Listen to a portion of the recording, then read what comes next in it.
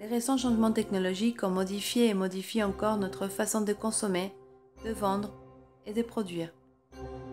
Avec une utilisation intensive d'Internet en Argentine, le commerce online se développe à une incroyable vitesse. Selon la Chambre de l'e-commerce, la croissance annuelle en unités vendues se situe au-delà des 20% et autour des 50% en montant total facturé, l'une des plus rapides au monde. Pour le consommateur, le cheminement réalisé par le produit qui vient d'être acheté reste peu visible.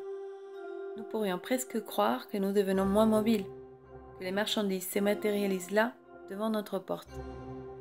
Pourtant, il y a fort à parier que le produit acheté d'un simple mouvement d'index est réalisé un circuit assez long et complexe avant d'arriver à destination.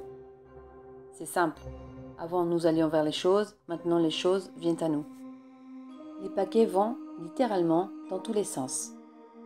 Comment arrive-t-on et quelles sont les conséquences matérielles sur nos villes?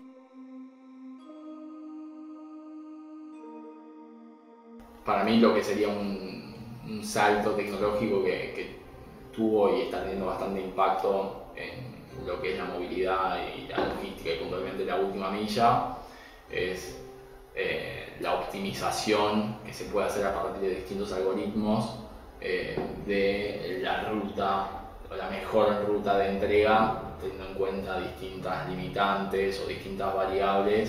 Le mouvement des marchandises décrit des territoires éphémères. Les paquets se déplacent comme des billes sur un marbre trop poli. Ils peuvent aller partout. Rien ne guide a priori leur parcours.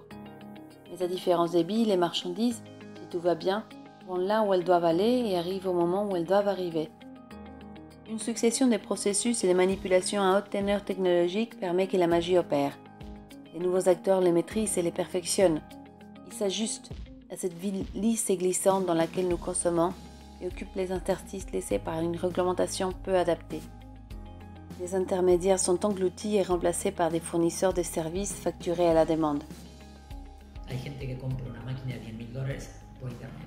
No, lo compra nosotros, que somos un lugar físico y no le conozco la cara al tipo que me compra. El 100% de productos que vendemos, creo que tal vez el 5% viene a ahorrar productos. Plateformes et places de marché permettent que chaque adresse ou coordonnée GPS puisse devenir un lieu de collecte ou de distribution. Hay muchos productores pequeños que para llegar al consumidor final hay un montón de intermediarios y eso genera un costo que no pueden bancarse. Entonces, ¿qué hicieron muchas bodegas boutique? Empezaron a utilizar el e-commerce como un vehículo para llegar al cliente final a un precio mucho más competitivo.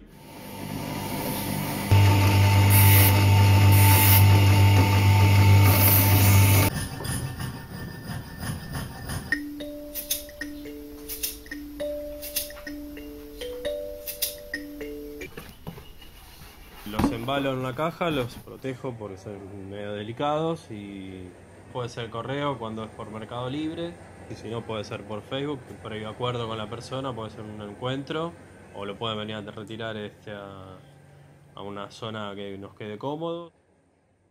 Le sur-mesure devient la règle. Tout est à la demande, les marchandises, mais aussi le transport, les services, le travail.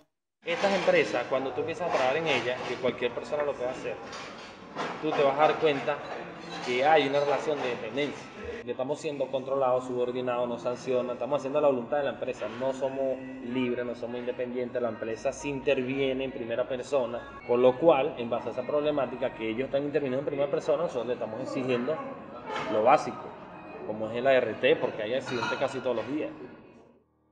Dans la nouvelle logistique, il y a une seule temporalité, le temps réel. Depuis un écran, on trace, on mesure et on note. L'illusion du manque de mouvement tient à des infinis mouvements séquencés, à des processus très précis, à un suivi sans faille. Les innovations nombreuses et constantes apportées par le secteur privé en termes d'organisation et de suivi des achats génèrent une reconfiguration importante des territoires, de ses flux et de ses points d'ancrage. Sur notre marbre lisse, de nouvelles centralités apparaissent. Les espaces massifs de la ville industrielle s'adaptent peu à peu aux besoins du sur-mesure de la nouvelle économie. Nos imaginamos en 2-3 años que el cliente, ya sea su celular, la dirección, y vos sepas que de 2 a 3 el tipo va al gimnasio y de 2 a 3 le puedes entregar en el gimnasio y de 7 a 9 está en su casa y que se hable ya de la dirección del teléfono y no de la dirección del mapa. Face à la baisse de la vente au détail, certains magasins s'adaptent, d'autres ferment. Dans le centre-ville, une nouvelle plateforme occupe des bureaux grands et vides. De nouveaux espaces de socialisation émergent dans les parkings des fast-food. Le transport aussi se transforme et le paysage change. Les camions et les camionnettes coincés dans la circulation ou garés en double fil réalisent des livraisons programmées et généralement récurrentes, pendant que les cyclistes et les motocyclistes équipés des grands sacs à dos carrés et colorés zigzaguent dans les rues à la recherche d'un point sur la carte affichée sur le téléphone portable qui ne quitte pas des yeux. Depuis que nous avons fait clic, nous n'avons pas beaucoup bougé, nous. Les distances se contorsionnent, les parcours s'adaptent. La bille roulant sur le marbre lisse et précaire arrive devant chez nous, comme par magie. Les parcours qui réalisent ces marchandises décrivent des territoires éphémères. Ceux qui maîtrisent les nouvelles technologies ont réussi à les saisir et contribuent à les façonner. Mais la gestion des nouveaux flux et des nouveaux fixes doit-elle indéfectiblement prendre forme sur une ville inéquitable? Quels services pour la population peuvent être créés? Et quels autres besoins non marchands peuvent être satisfaits grâce à ces mêmes technologies?